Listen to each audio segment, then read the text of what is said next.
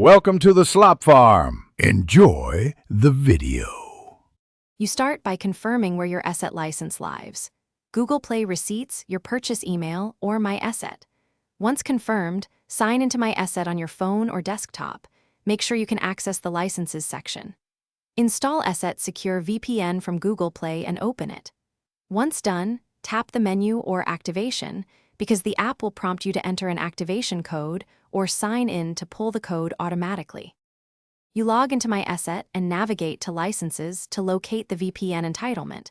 This is where Eset exposes the activation code.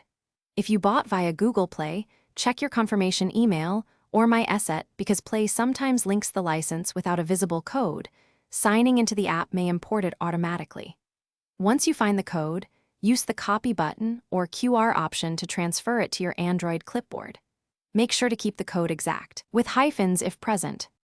You paste or scan the activation code into Eset Secure VPN on your Android device and then tap Activate. The app will ask for permission to create a VPN connection. Accept that prompt to enable routing through the VPN. Once activated, check the app shows an active subscription and run a connection test. If activation fails, make sure the code matches the exact product and account, clear the app cache, or sign out and back in. If problems. Thanks for watching.